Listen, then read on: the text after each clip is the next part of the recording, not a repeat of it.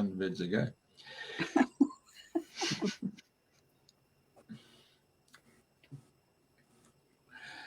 Well, it's a good evening, obviously, in Radio FM 88 Australia studios in Brisbane. And you can see from the introductions there that our guest is from the United States. It's our privilege, of course, to have someone who's prepared to get up at 5 o'clock in the morning. It's unbelievable, and I really appreciate what she's gone and done. But nevertheless, at the top of the totem pole, you know the drill. In the Northern Hemisphere is the co-host, Andrina. There she is. Okay. Good morning to you. Morning, everybody. Evening, afternoon. And if you're listening to the replay, welcome to Dreaming the New Dream. And today it's the 26th of October 2023. And this is the last morning where we're going live at 10 a.m. because next week we change the clocks this weekend and it will be 9 a.m. Anyway, I won't whinge because Carol's here at 5 a.m. So thank you so much for coming on such an early time to share all what you do. So you are a certified biological decoder. And there's lots of things I want to ask you, and I've written down lots of notes. So let's start at the very beginning. Where were you born, and how did all the steps come together for you to be doing all this amazing work, which I'll ask you more as we talk. But where were you born? And she's going to do a little salutation there. Oh, yeah, sorry. Do several things. First, I just wanted to thank you for this great opportunity, both of you, and Andrina and Jeff, for inviting me on the show. And this is my first foray, and certainly the radio. So thank you very much for inviting me here. Amongst all the other things I've had the opportunity to learn and travel and experience, one of them was a month in Peru as learning shamanic rites or taking shamanic rites. And then in Hawaii, after that, I met up with a kahuna who said I really needed to learn this. And so she gifted me a toning that asks the ancestors for wisdom. And since so much of the information I'm giving today is, I believe, wisdom that will help everybody stay healthy and be healthy, I'd like to do that for you for just a moment here. Fantastic. Thank you. And it's in Hawaiian. So.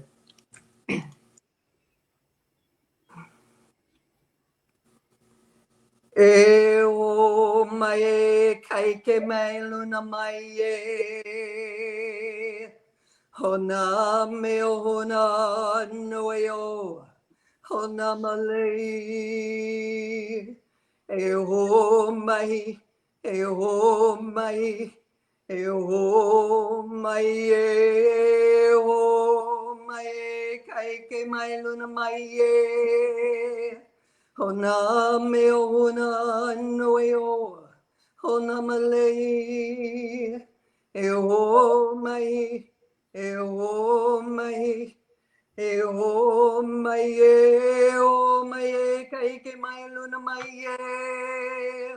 Hona meo hona noe o, hona malei, e o mai, e o mai, e o mai e.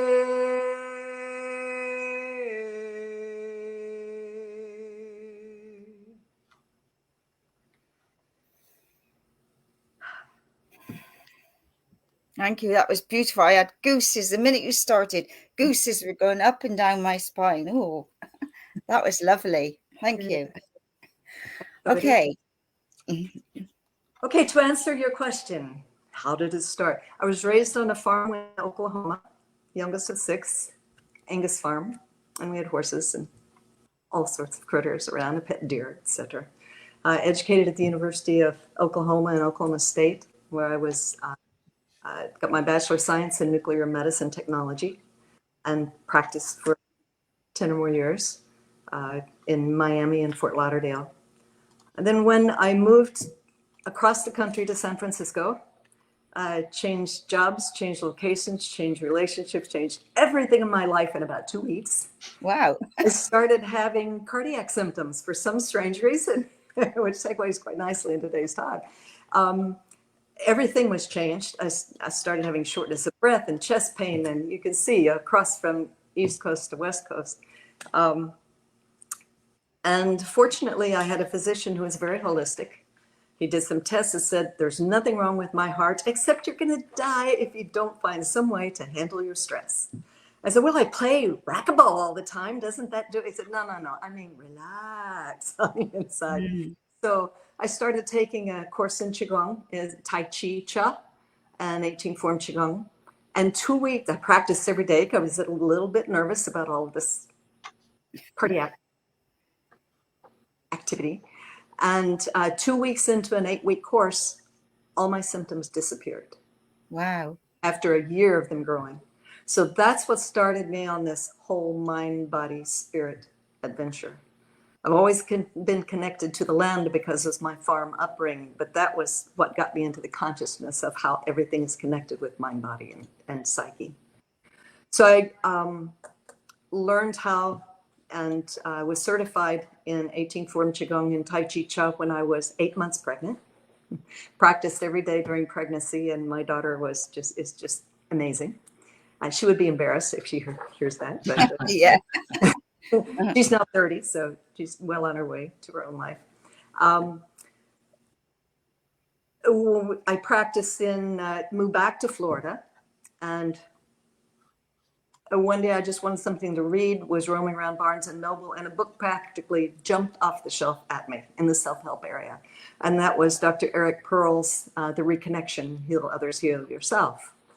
And I had practiced Qigong. I could move energy between my palms, but I started reading this book, easy read, cover to cover. He's got a good sense of humor. And by the end of the book, I could feel even more power between my hands. So I thought, okay, I got to learn how to do this serendipitously. I've been synchronous all my life. I've been at the right place at the right time to be able to learn from the right people. I've been very fortunate and blessed. So just 2 weeks later, he happened to be holding a week-long seminar to learn the reconnective healing. The following week, the reconnection. So in 2 weeks, I was certified in both reconnective healing and reconnection. Have been practicing that for 16 years or 17 years now. Have seen many patients from all over the world. I can do it long distance. I was telling Jeffrey early that my furthest patients are clients, not patients. My furthest clients are in Australia, New Zealand, England, Puerto Rico, all around. So distance doesn't make any difference. Once you get on the other side of the veil and start interacting with the field, there's no time space there. So I was remarried by that time, and my husband passed away after 10 lovely years of marriage. Very happy the marriage was. And we had a company that I brought back out of almost bankruptcy because we had taken 2 years off, and I won't go into details what happened there, but I went back, got it built up, ready to go, and sold it about 6 months later, and had to get out of town. So I was thinking, okay, I want to learn to do something else with my voice. How about toning? And I just Googled toning, and who was the first to pop up? But Dr. Todd Overkaitis, who was teaching a toning class and spiritual toning at Lee Carroll Conference, channeling conference in Sedona, Arizona. So I bought a ticket, got enrolled, and took off. Learned toning and got introduced to Lee Carroll and all his cadre of friends who channel. That was my first foray into that as well. And started doing the choirs that winter in November. And the first one was in Maui. And we've been all over the world since then, every year, to Chamonix, France, to Bulgaria, to Uluru, Australia, to Cancun, Mexico, to Hot Springs, Arkansas, which is nothing but a mountain of pure crystal, doing these tones and creating a vibration that, according to Dr. Todd and the channeling from Cryon, has created, in Maui, we had 1,000 people there, that the volume and the power of the tones sent a sign or a tone and a message out to the Pleiades or some planets nearby, who knows where, that there are enough of us here who are conscious that we're going to make it. We're going to make it through the chaos. We're going to make it here. And there were people all over the world holding different types of ceremony at the time. So I was just lucky to be part of that large group, and many of them since then. Then, during the choir in Australia, in Oruro, Dr. Tab had a guest speaker, Enrique Barron from Uruguay. And he had introduced him to biological decoding, which is, and Enrique is still the foremost authority right now alive on biodecoding, and Dr. Fabian Brotos on dental decoding. But he gave a little lecture on what actually biodecoding is, which I will regale you in a moment. Okay. And I thought, I've got to do this. I've got to learn this too. So I was online at 2:00 in the morning in Australia, enrolling in this. And 2 weeks later, I was in LA learning how to do, or actually Southern California, San Diego, learning how to do biodecoding. And that was a week of very, very intense 12-hour days learning that. Yeah. And several times doing that to learn the biodecoding, and then even more so with the dental decoding. Along the way with the choir, the biodecoding, the dental decoding, boy, that's enough for now. Also went to Peru and got my shaman rights, and I just love to learn. There's always something new. Biogeometry, I just finished a really intense course in that. I've been practicing that for 6 to 7 months. Not certified, but look forward to doing that.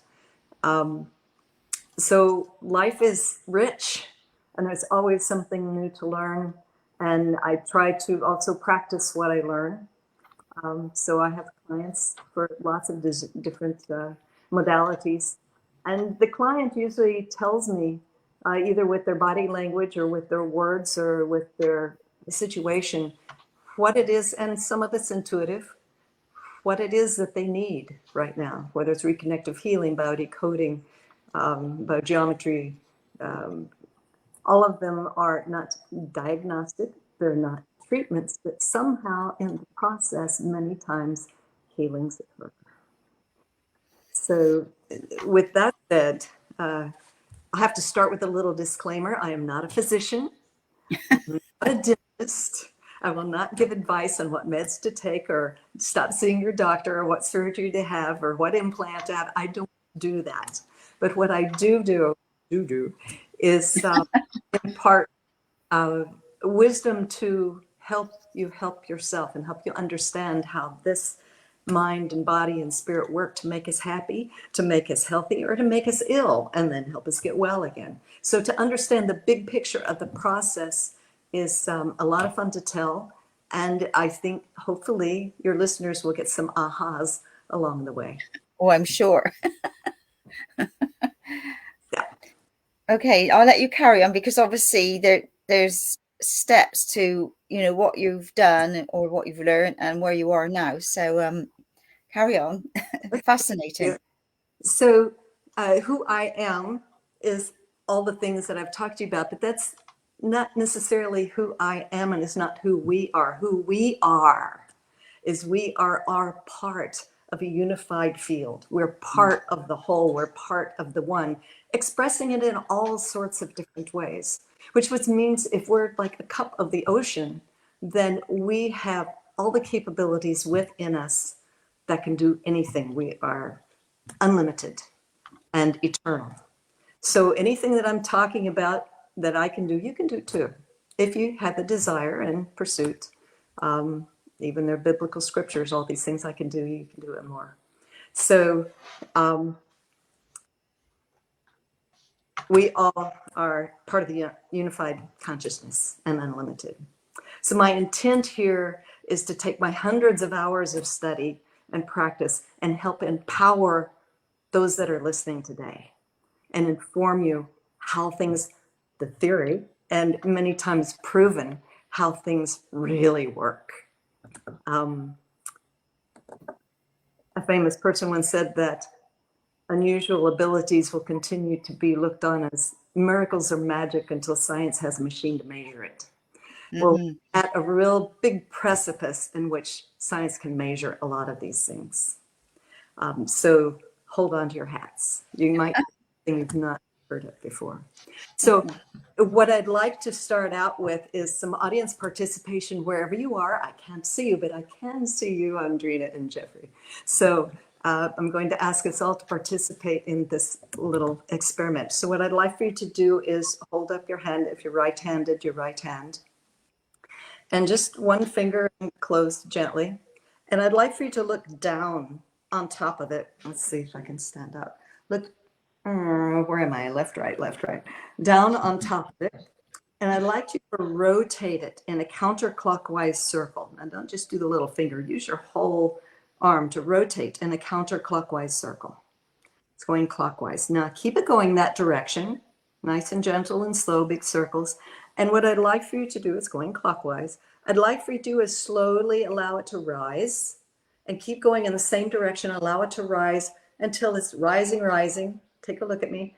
Let it rise and go until it's all the way above.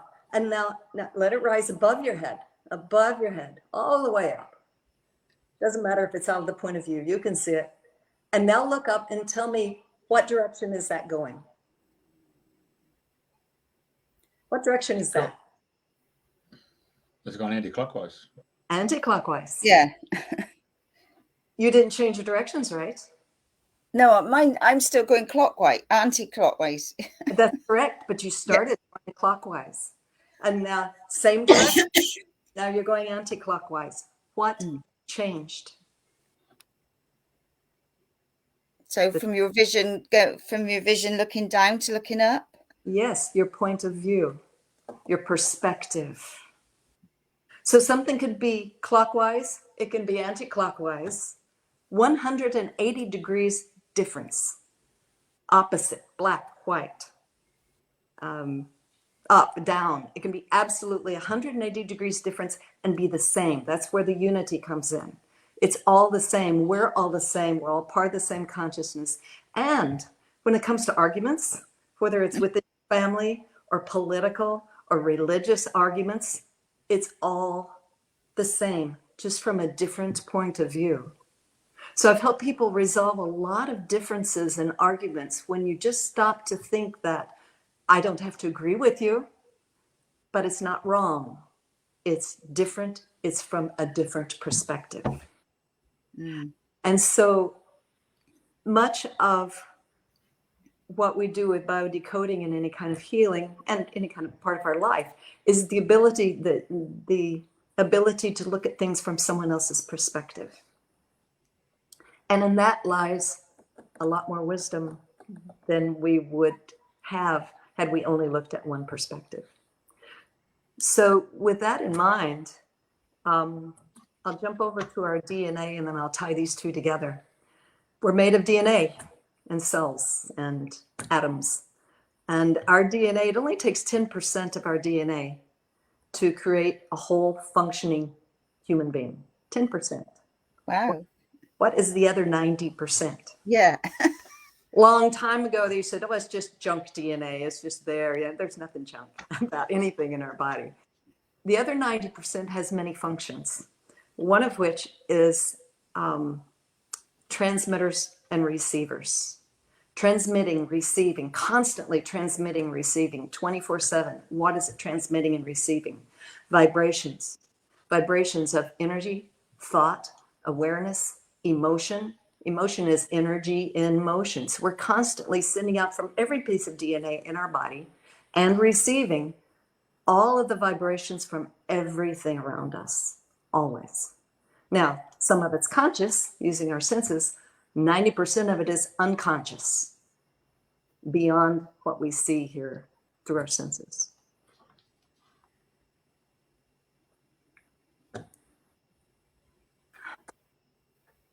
Okay. Pause. The other part of the DNA. Yeah. It's like deer in the headlights there, listening. Yeah, deer in the headlights. I will have those moments. 2 hours of sleep. Here we go. Another part of the DNA is holding our akash, the records of everything that happens from when we're conceived, sometimes even before we're conceived, all the way through our lives.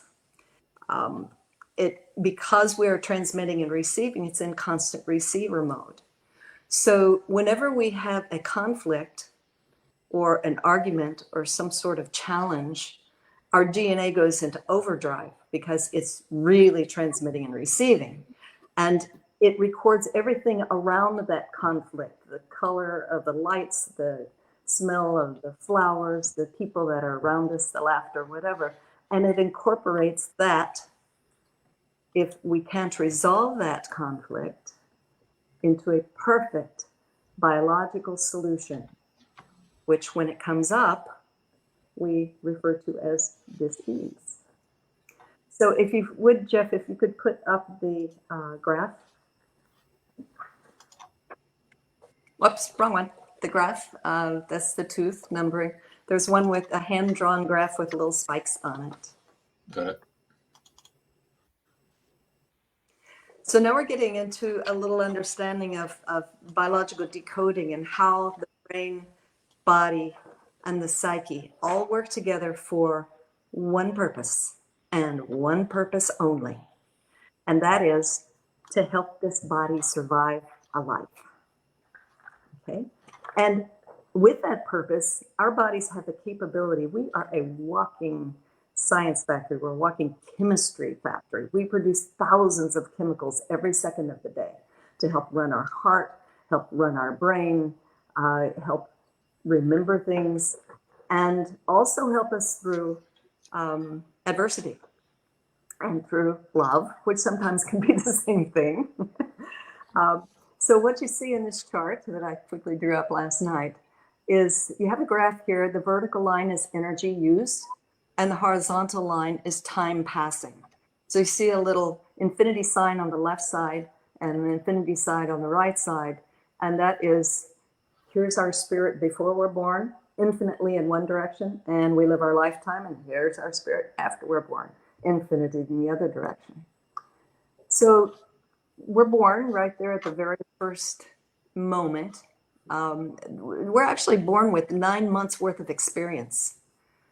Keep in mind, as soon as egg and sperm meet and create that vesica Pisces in the middle, and then it divides and divides. Once it reaches 21 divisions, then the spark of life comes in. And from that time on, there's some sort of consciousness, so some people say, that you are connected directly to your mother via the umbilical cord. You feel everything she feels. You eat everything she eats. Everything is connected to your mom. So you're born with 9 months of whatever experience she's had. Then you're born, and there's a little stress being born. And you can see that little blip on the left-hand side is just a little stress being born. And let's say this is a client, and let's say they're a baby, they're 6 months old or 3 months old, and the family's gone out, it's summertime, they're going out on a boat, and it's a white boat, and there's things blooming, roses blooming on the shore, and people are laughing and happy, and somehow the baby crawls over the end and falls in the water. Cold water, cold, oh, I can't breathe, what's going on here? Struggle, okay, now you've got a huge struggle for life. And these are relatively responsible adults. So one goes over the side, grabs the baby, brings him up, and knocks a little of the water out of the lungs, and baby's just fine. Now understand that all the time that child is in the water, that once it crosses that line, that little dotted line you see there, that dotted line is how much energy it takes to run the body. Once a stress crosses the line of how much energy it takes to run the body, the brain, the body, and the psyche all work together to say, okay, we got to do something. We got to write a program. If this doesn't stop soon, we're going to write a program to help this person survive this. It'll be a biological program. So at the point it crosses that line, that's when the program is being written, just like a computer, write. And at the very top of the line where the little arrow is, that's where the conflict is resolved. That's where the parent jumped in, pulled the child out, got the water out of the lungs. Conflict done. now the required energy in this baby can continue running its bodily functions. But there's still that program there. And there's several times when things can be programmed. One is before birth in mom.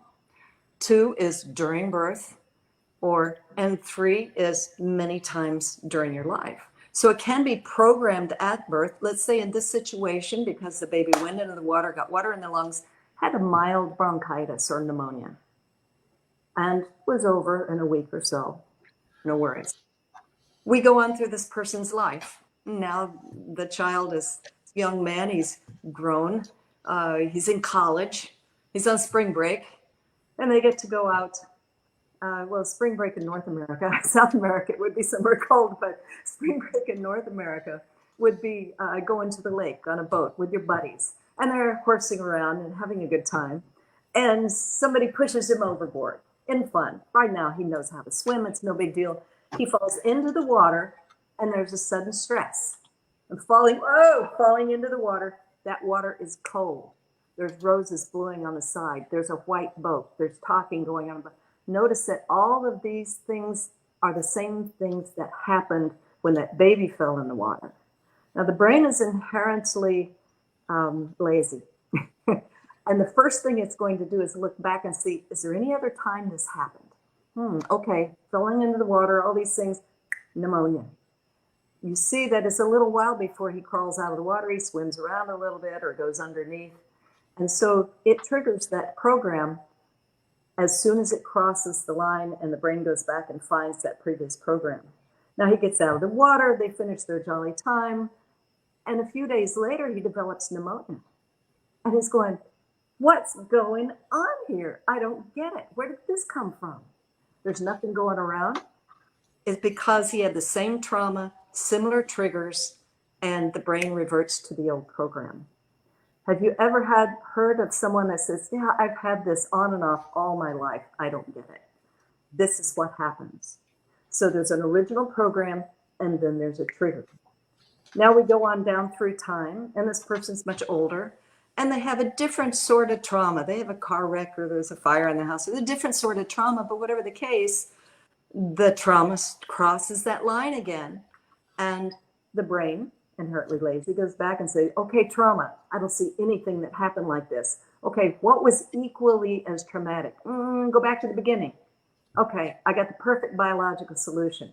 And again, that is if the person doesn't resolve it, and resolve it quickly, and hangs on to it, whether it's emotionally or physically, then that program will kick in and re-trigger, and boom, person gets pneumonia again. So this is how our bodies, minds, and spirits work to help us resolve conflicts. So pneumonia is in the lungs. That's an existential conflict. That means I'm drowning.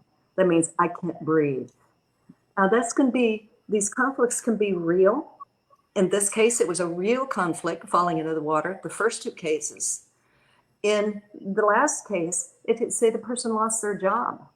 And to them, their point of view, and everybody's got a different set of filters from the way they were born, from the family they were born into, their religion, their teachers, their preachers, their experiences. Everybody's got a different set of filters and how they look at things. So what works for you might not work for me, etc. It's very individual. But in this case, the person didn't resolve it, and so this kicked in. In this case, it was an existential conflict. He lost his job. He thought, I can't breathe. I can't breathe. How am I going to tell my wife and kids? Instead of how am I going to pay for things, or how am I going to feed my family? What am I going to do? I can't breathe. Let me, So if he holds on to that, a way to prevent the pneumonia from happening would be to very quickly go out and get another job. And more than that, change your thought process. Change your emotions, your energy in motion, to where it doesn't cross that line to go, okay, well, what an opportunity this is to go somewhere else and try something new, or work with this other business across the country or across town. So whenever there's an emotional thing that happens, in order to, one, just resolve it quickly.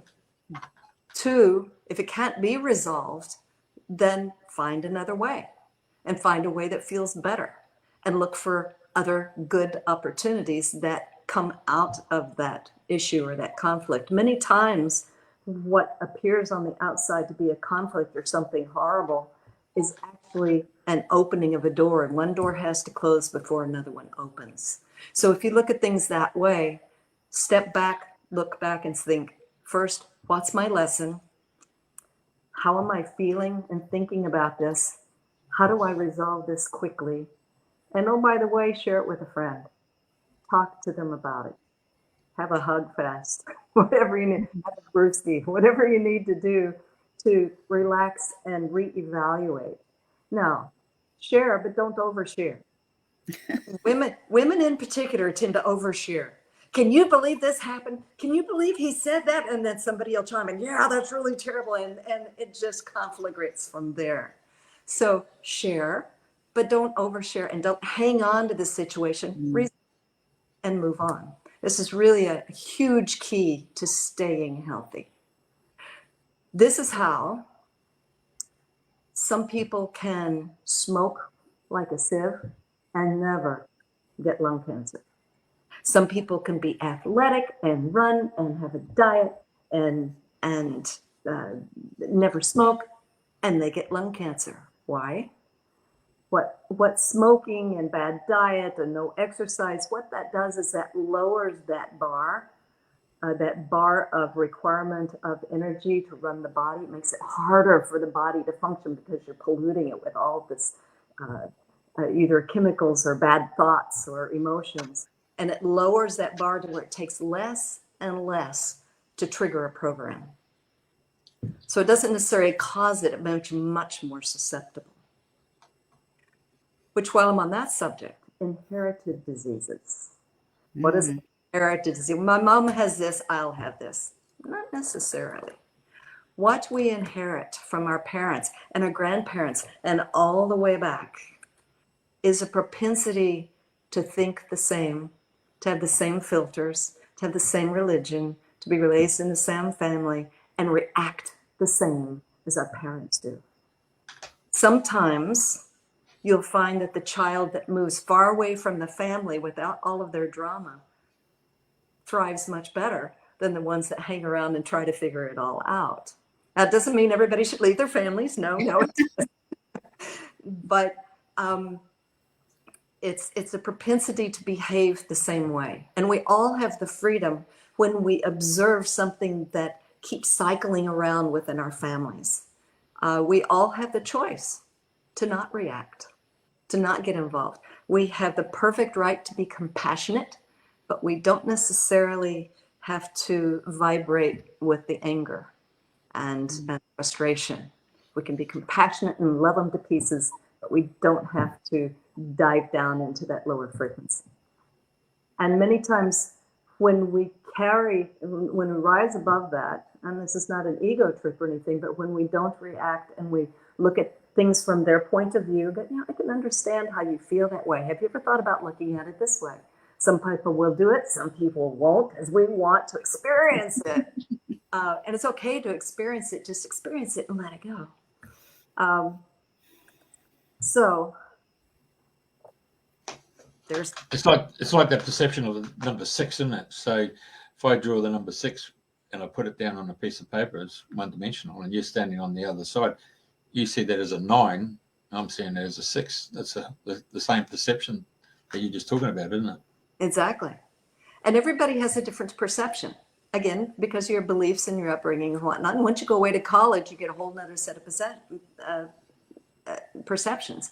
And then you go to work and you have a whole nother set because you're influenced and learning all sorts of other things. So it's fine to change. It's expected. You should change as you go through your life. Many times conflicts are caused because you don't change or won't change. With this experiment here, I've done it with people that refuse to believe that perception makes a difference at 180 degrees of a subject. And what they'll do, they'll get to just about here and then they'll change direction. Yeah. Make it to where it fits their belief system. And this is what you find that this is what they do in their life. they perceive everything to where it fits exactly into what they believe because they refuse to change it when there's new information that comes in. So the best thing we can do is be open-minded, but not so open-minded that our brains fall out. So open-minded is great, but also use your discernment as to whether something is true or makes any sense at all. All right. You think Americans has been the leader on the planet for therapy? Yeah, maybe. Maybe. I mean, with Dr. Phil and all the other All the self. Yeah, Maybe. Dr. Wayne Dwyer or all these different Deepak Chopra. I mean, it seems to be a mecca for what would you call it? Therapy. Yeah. For Self-analysis. Yeah. Self-analysis. Self-analysis. I think part of that has been because we've had the freedom to do that, to create anything we want, to go anywhere we want. And, you know, when you go out on the edge of what most people accept, you're going to run into some naysayers. And yet it keeps on going. And pretty soon it rises to a different level of understanding. There's a lot of things you can say and do now that you couldn't do 20 years ago without people looking at you like you were. Okay, let's see. So with biodecoding, again, it's not a diagnosis or a treatment, but it's an understanding of the cause and meaning of disease. So I'll give you an example from a couple of clients. And that's anything that happens in the body, whether it's a broken bone or whether it's and there's no such thing as an accident, by the way. That's what you do to create a situation that gives you the perfect biological solution.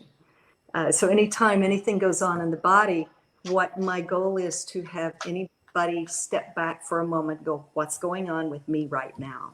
Especially if it's never happened before. What's going on with me right now? What happened this week, this month, this year? Or usually it's this week, this month. That was stressful. And how did I handle it? And how can I change how I feel about it? I'll give you an example. I was teaching Tai Chi at a retirement place here in town and was chatting with the activities director before class started and was telling her a little bit about biodecoding. She said, well, I got to show you something. And she showed me on her middle finger, she had a third fingernail growing out from the side. It was really Oh my gosh. strange looking. She said, I said, and the first question always, when did this start?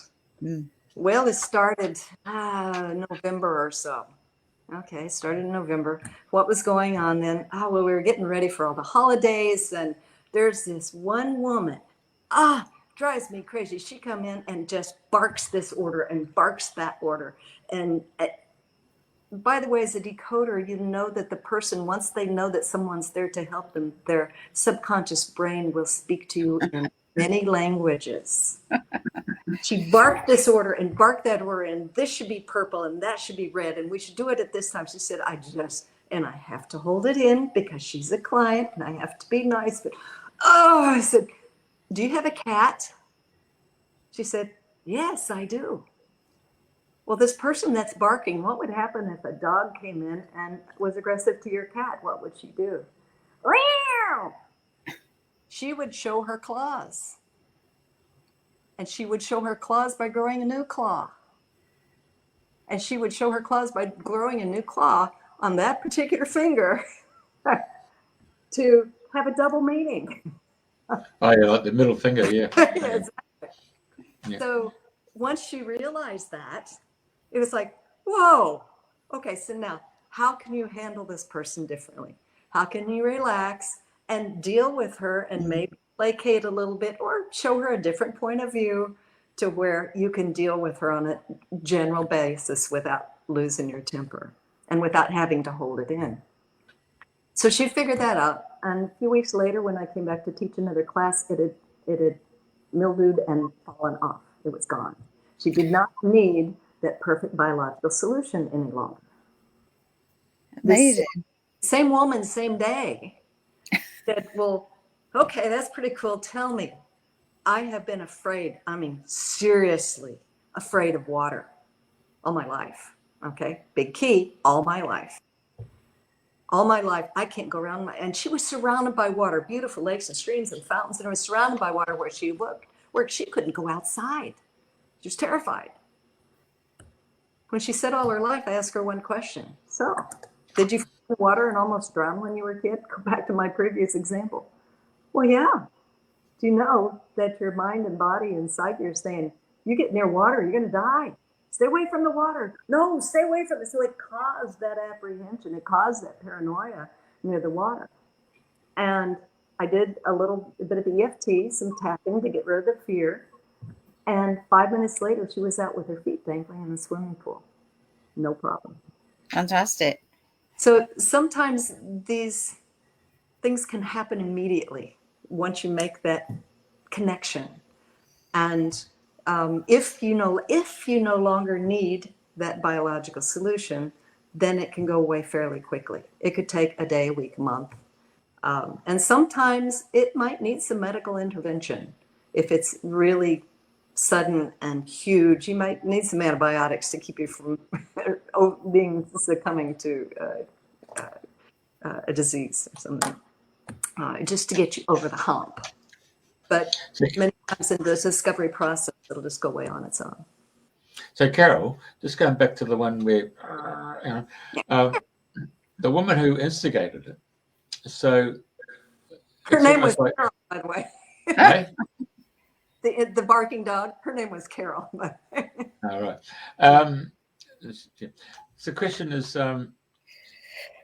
you know how she's obviously gone and dumped, yeah, and it's like she's transmitted, someone's received it, and then you become a transceiver. So when it comes back to that actual original woman, the dog, in that analogy, yes, what's got up her to be able to go and voice and verbalize and get send out a contagious thought that's been manifested in the other lady? And that could be the barking dog. That is a whole nother issue. She's got her issues as well. That's why she's barking.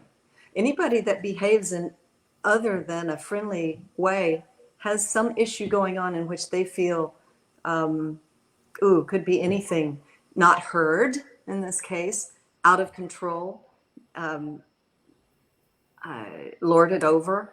You know, if she's got, it could be any one of those things or many others. I would have to sit with her and decide what is it. I understand. Yeah. Years ago, we had a was that the question? No, I think, yeah, because I've looked at it from a higher perspective, and I'm thinking, we had a guy called David Phillips on the radio years ago, and he's Australia's #1 engram expert, where he sits down and listens, and then he puts you into one of 9 different categories.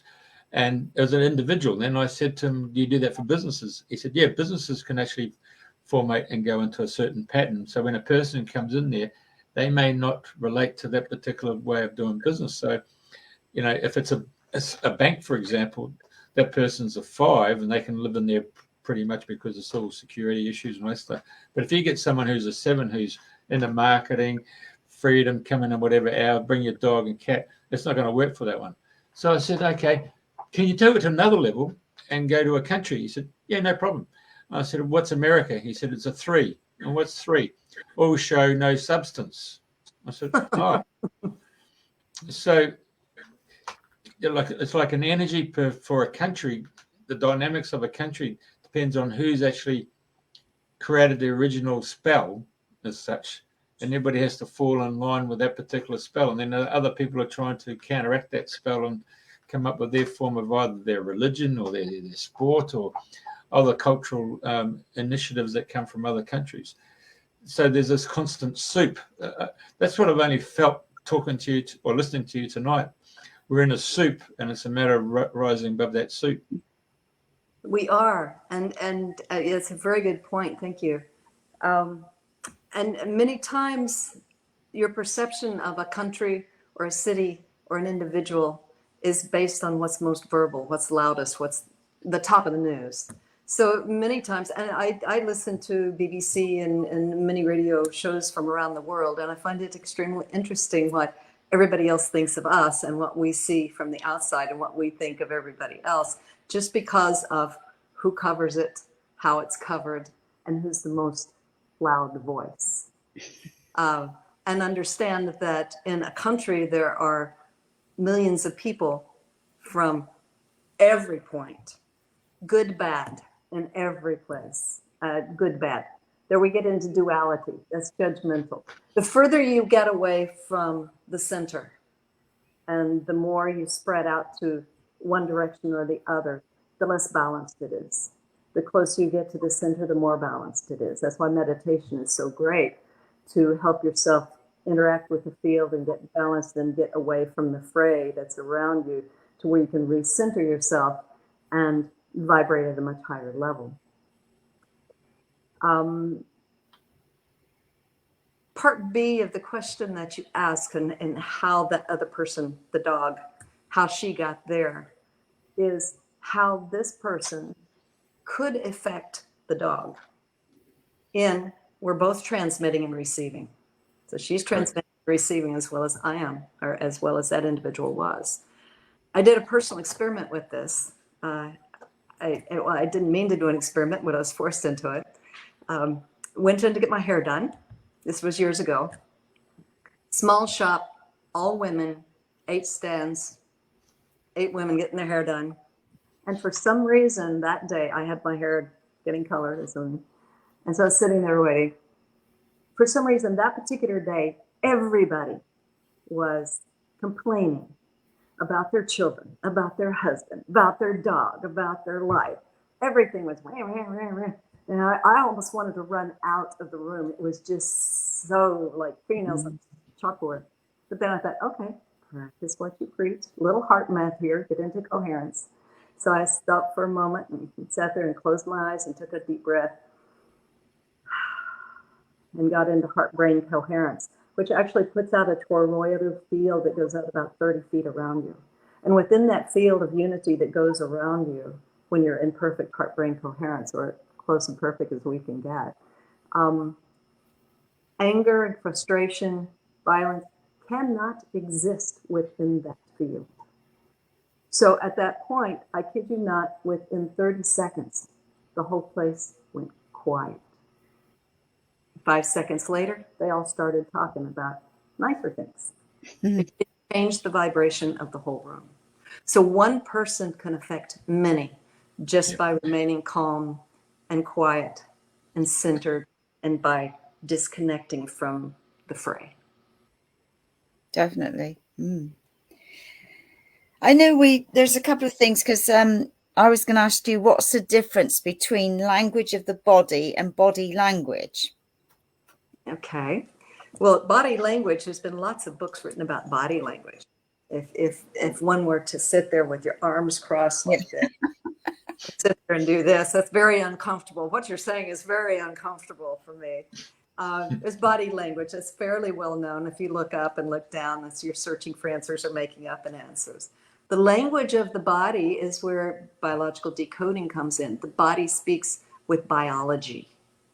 It speaks with what we refer to as illness or disease, when actually that is the healing process. That's when the bacteria and the viruses and the molds and mildews and whatnot, that's when they come in to clean up the mess. And depending on what microbe, what layer of embryology that affects, where it's survival or whether it's emotional contact or moving, those critters will move in and clean up the mess that we made, and we'll get sick. That's when we don't feel well. That's when we go to the doctor and get antibiotics to fight the healing process. I'm not saying don't go to the doctor. I'm just saying recognize it and resolve the problem so that you don't have to. So the body speaks with biology. Here's a very simple example of it, and you can play with this and look forward to using it at another time. Have you ever been in a crowd of people and there's somebody talking, whether it's a lecture or whether it's just a bar party or something? Something is said and you hear someone go, or you go, just a little nervous cough. They don't have a cold, they don't have anything, just a little nervous cough. That is the body speaking. That is the body saying, pay attention to what was just said. It's important. You need to hear that. So in the future, keep an eye out for an ear out for that. I was in a Greg Braden seminar a couple of years back, and Greg was doing what Greg Braden does, beautiful lecture. And one sentence, he mentioned, well, he had mommy issues. And I kid you not, 3 men on one row went. All of us who are trained in biodecoding looked at each other and kind of smirked and looked down and going, okay, we know. So this will be a level of awareness that anybody that's listening to this can have. And if it's your own body that goes, pay attention, go, whoa, what was just said? Why is this important to me? What do I need to learn here? Okay. Yeah, it's recognizing the signs, isn't it? There's something going on. It is. It's speaking to you. So we'll first whisper, and then it will talk. It'll get a little louder with the biological, you'll feel tired. You need to go lay down. We're the only mammal that tries to work through illness. We don't feel good. We're tired. We're gonna go to work today, and we're gonna work through it. And it just makes things worse. If you feel bad, go chill, go lay down. Now it's difficult to tell your boss, I need to go home and lay down, or I need to take a coffee break or something. But when your body speaks to tell you that you are exhausted, you need to do like the coyote does and go into the den and rest so that you can heal. Give it time to heal. And here's an interesting point, is just because you've had an emotional conflict doesn't mean that you're going to get sick. But people that get ill all have had an emotional conflict. And it could be either theirs. Oh, here's the other unique thing about how the brain, body, and spirit work, is that it works, number one, for humanity in this order. Number two, for your family on your mother's side and your clan on your father's side. So anything that's happened over those lineages. And third and last, with you personally. So there are things in your DNA and your decoding that could go back to your parents, your grandparents, your great-grandparents. As a decoder, we start from you and work backwards. If we can't find anything going on with you, then we go back to what happened when you were in utero when your mom was 3 months pregnant. And then we go back, what happened to your grandmother, your grandfather? So many people will go through life and just not get sick. That's because they don't react. Enrique says, just don't care. I don't want to go that far about not caring. Care, but don't react. Figure things out. Look from a different perspective. Breathe through it. Learn the lesson. Move on. I know we haven't spoke much about teeth and, the biological decoding to the dental decoding. So can you, because I know when we spoke, you mentioned about whether it was on the mother's side or the father's side. So would you share something about the teeth? I would be glad to.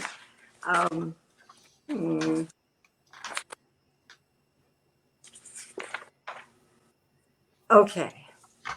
So the teeth are very unique.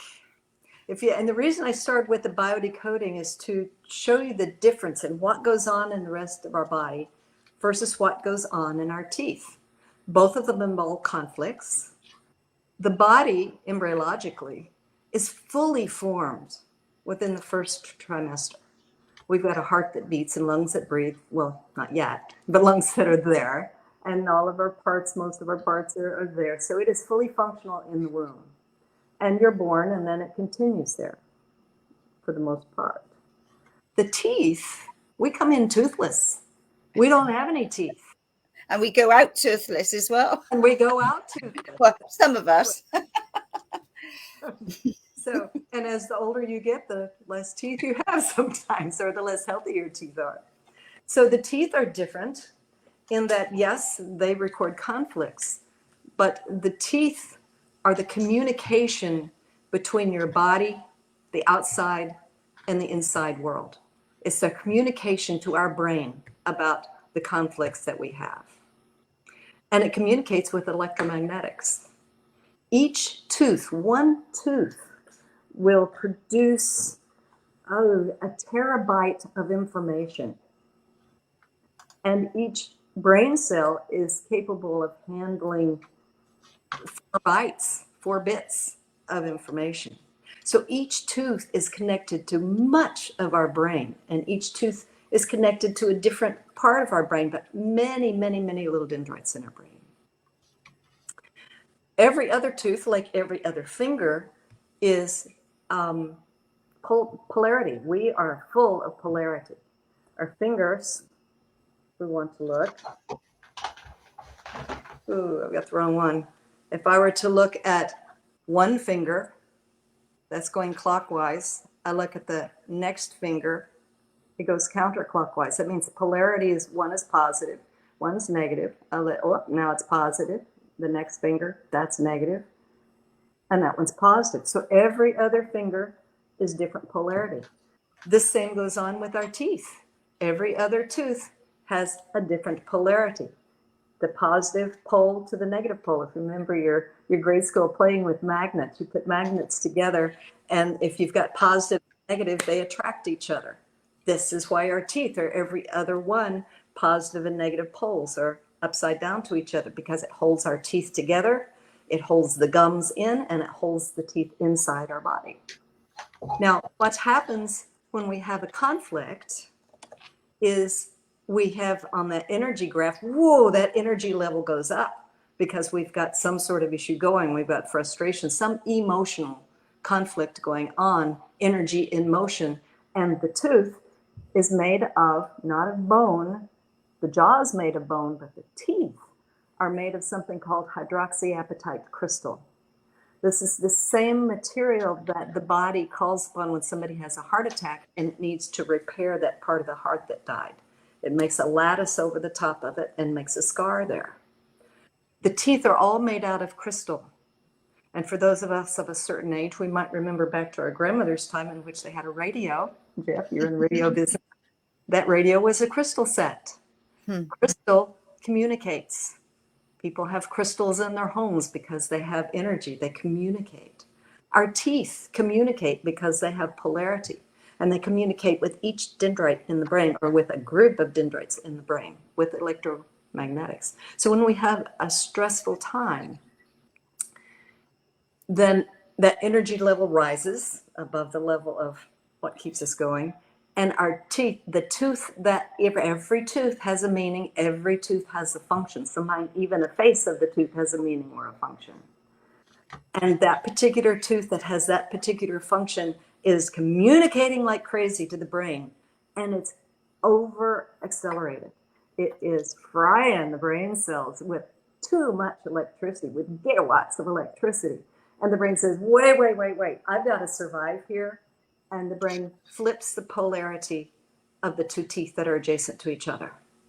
And what happens then is that now there's a break in the circuit. Now you can't communicate to the brain of that particular situation. And now those teeth start to separate just a little bit, just enough so that food and bacteria can get caught in there.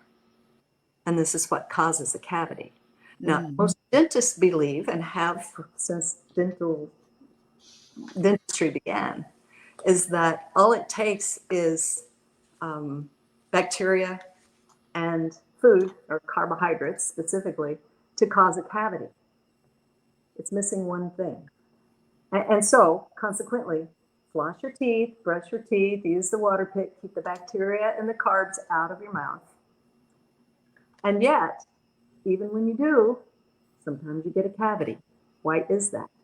Because it takes more than carbs and bacteria to make a cavity. It takes a conflict and a reversal of polarity and a space for those carbs and that bacteria to get in there, to inch away at that teeth, which has a purpose. It's the perfect biological solution. That particular tooth has that particular connection to the emotions and connection. It's all about relationships. Our teeth, I'll get to that, is all about relationships. So that particular relationship has an issue that caused it to overwhelm the brain. And so now the polarities flip, the carbs and the bacteria get in there, and we have a cavity that eats away at that tooth. So there's not quite so much crystal there. So there's not quite so much communication, and then it stops. And we get it filled, or whatever we do with the tooth. And once the issue stops and all of the excess energy goes away, and now we get the cavity fixed, the brain will flip the polarity back. And then you have a tooth that's stable. Got a old cavity in it, but now it's got a filling. So you can look at somebody's dental x-rays, especially the panoramic, and you can see the root canals and the fillings and everything else, and you can see the pain and anguish and that person has gone through, and which tooth and why. Whenever someone comes to me for a different type of healing, whether it's reconnective healing, biodecoding, etc., one of the questions I will ask on their little questionnaire is, have you had any dental issues? And if they have, sometimes in just mentioning it in association with the issue, yeah, I've got this thing that's bothered me for weeks. Wow, not bothering me now. Sometimes it can flip just like that. Just because your subconscious brain says, oh, they're conscious of the problem now, hooray. And sometimes if you don't handle the issue, or if it keeps popping up, then you end up with serious decay, root canals, etc. Again, I won't tell you to do or not have a root canal. That's not my place. No. You have to do people have to do their own research, because we're all coming from different points of view. You know, like I can say to somebody, well, I wouldn't go down that road, but then it's their journey, and so it's not for me to say. I just say to people now, do your research first, check it out, make up your own mind. Exactly. Yes. So talking of teeth, because obviously that's a fascinating subject, and I spoke to you previously, and I was saying about that they always take out the wisdom teeth. Is that a good thing to do? Because talking to somebody else a long time ago, they said that they should be left and the teeth will fit. They would all work around each other space-wise. The wisdom teeth connect us to the wisdom of our ancestors. They also connect us to the secrets of our ancestors, whether it's lies or cheating, etc. They also connect us to tolerance and absolution of our ancestors. So they connect us to things that go on in our family and clan. On the right side, it's our clan, our father's side. The front tooth is your father tooth. Front incisor is your father tooth. And on the left side, my left, is your mother tooth. It's funny because I've never, like when anything's going on, like if it's my left hand or my left knee, and I look it up to see what the issue is, what's going on there. I've never actually thought that the teeth, the left side is the feminine, and so that's interesting. So because I have sent teeth charts to people when they say they're having toothache, and I said, well, you need to look at the emotional issue that's going on. So I usually send a chart so that they can look it up and work through that issue, like with EFT or something. Yes.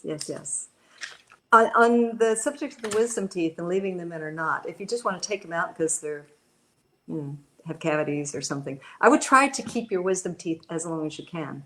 I had mine out when I was in college. Wisdom teeth also are your connection to spirituality. And so if you have your wisdom teeth out, it could be a good long time.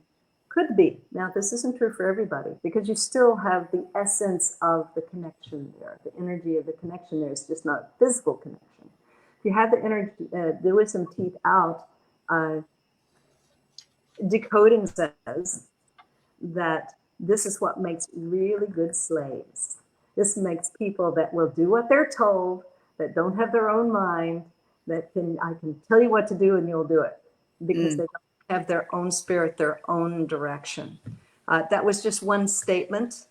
I can't say whether it's true or not. No. About it.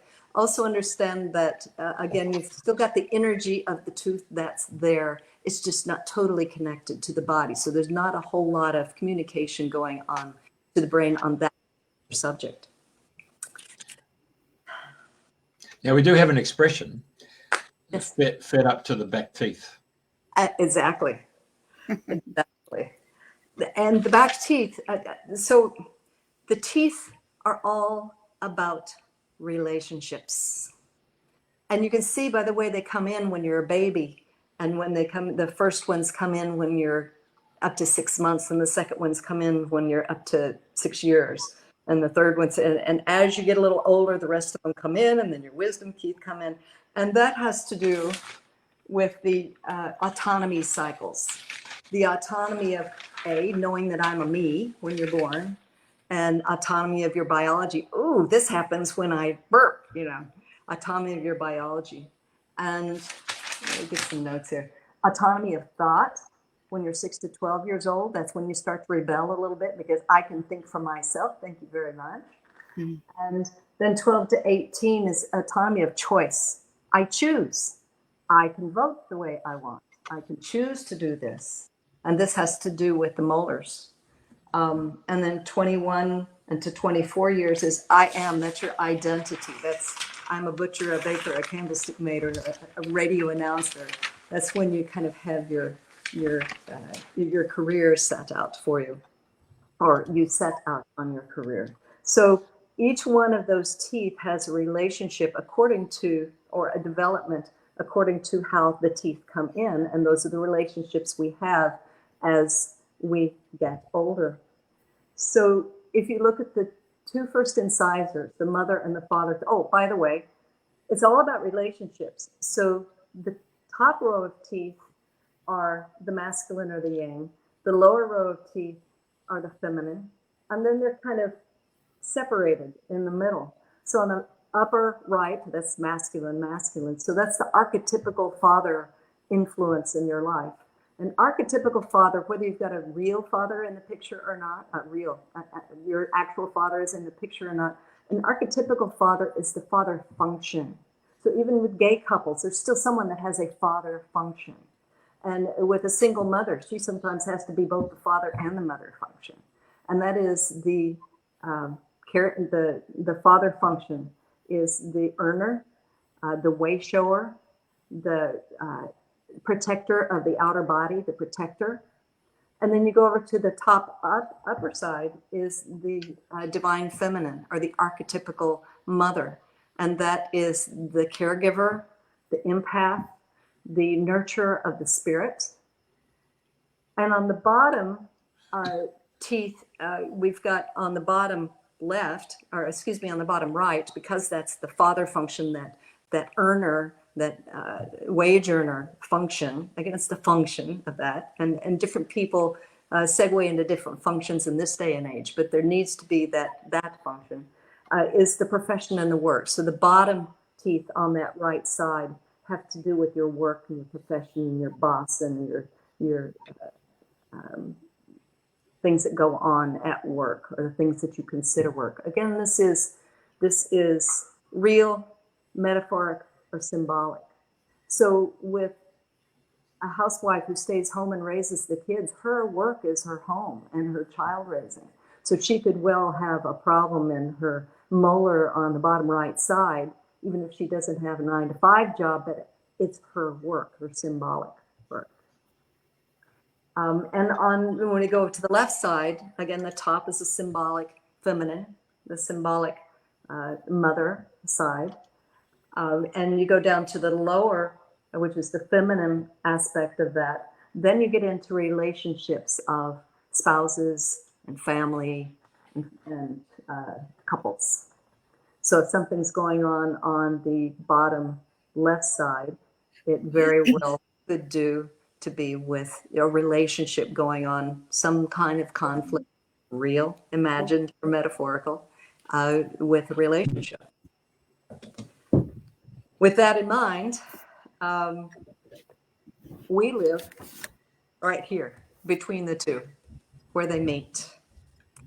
And the communication that goes on between the teeth, and then goes to the brain and connects the two. So therein lies the decoding of what connection this tooth has to this tooth, or this one has to this one. What are the feelings and everything involved in that? With the, I'll just say one more thing and then ask a question. So with the Right. two front, the general incisors, the father tooth on the right and the mother tooth on the left, the teeth next to them is our relationship to father and mother. So if you get a cavity on the father side tooth on the right central incisor, but the cavity is on the tooth on that central incisor, not on the one right next to it, then that means that issue is on the father's end. The father has an issue with you and it's showing up in your mouth. If you have a cavity on the one next to it, the lateral incisor, and nothing on the central incisor, there's a conflict there and it's in you. That's very telling. And the same thing on the mother side, the conflict with mother, etc. Those 4 incisors are the central family, father, mother, child. Okay. Fascinating. So what I wanted to ask. How are you referring to numbers 7, 8, 9, and 10 at the top, are you? On the chart. That is correct. 8 and 9 are the central incisors, and 7 and 10 are your relationship to the parents. Okay. Very good. Andrina, sorry. Right. Yeah, a lot of people are born with a big gap like Madonna in their teeth. And I remember somebody saying to me, oh, if people got that, it's really lucky. And I don't know whether that's the case or no, but because when there's such a gap like that, what does that relate to? Well, when we go back to the polarity and the gap, this is mother and father. This is a mother and father that love each other. This is a mother and father that might love each other, but they're not quite so close as a regular family mother and father. So when there's a gap, there might be, again, real, metaphorical, or imagined. In that person, she might have observed in the formative years when those teeth were coming in, she might have observed a real big spat between her mother and father. She was only 2 at the time. She might have observed that, and those teeth came in kind of separated. They might get along just fine now. But when she was forming those teeth, she observed a little spat between mom and father, and it was so strong in her, it hurt her little child heart to where, okay, I'm going to separate those two. Yeah. Makes sense? Fascinating.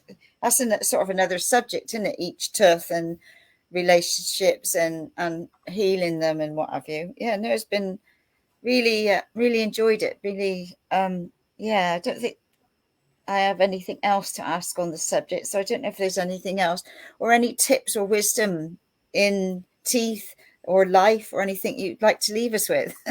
Well, I'll bring in another example of the canine teeth. Canine teeth are just that. They're canine teeth. They're made to rip and tear flesh, right? Cool. So there was a young lady, or vegetables.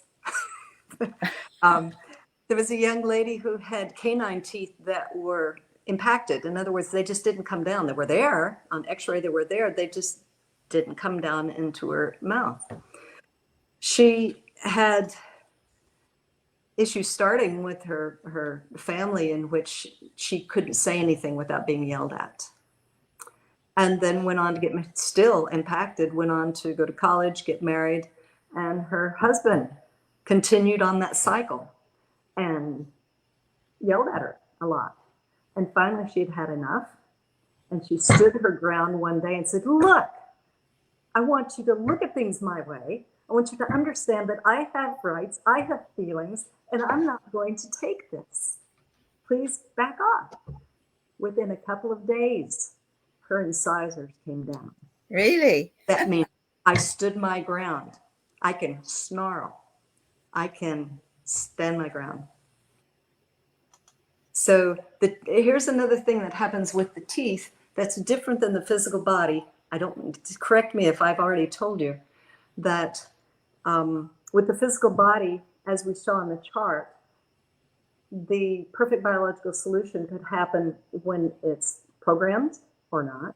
It could happen when it's triggered first time or not. And it can happen triggered to something that's unrelated or not. With the teeth do not lie. They are our communication to the brain. If there's something going on, you will see it in the teeth. And it happens fairly immediately, within a few days or weeks. So for the studio audience here and for the audience out there, whenever you've got a tooth problem, step back. And you don't have to know all the decoding and the meanings and everything. That's really cool if you do, or if you find a decoder and they help you. But you're living your life. You understand what's going on. This is your body speaking to you that says, stop, step back. What's going on either in reality, physically, emotionally, or metaphorically, or in my own head? What's going on that there's a conflict going on right now? And you've got the general mother, father, work, family quadrants.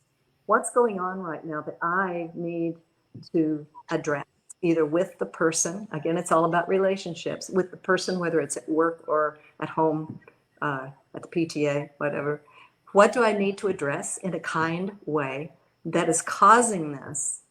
And how can I resolve this? And it just helps us make more aware that the body's speaking to us.